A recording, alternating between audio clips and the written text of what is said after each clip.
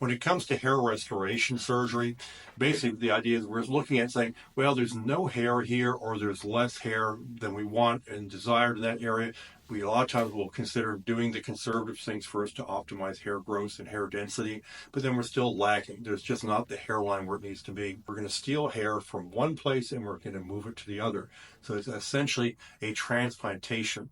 In men, the classic place to get it is from the back of the scalp. The hair at the back has a certain genetic predilection to behave the same way no matter where you put it.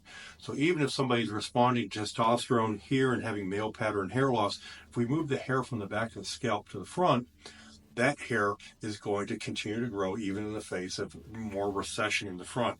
People who wear their hair quite short or they don't want to have an incision across the back is a follicular unit extraction or FUE. Basically, you have to shave the back of the head. We're going to have our graft, and then we individually punch out the hair follicles and then use those to place. A great way to get more coverage, to rebuild the frontal hairline, paired with conservative therapy to help prevent further hair loss and optimize the growth of the hair that's been transplanted. It's a great way to get your hairline back and have your confidence.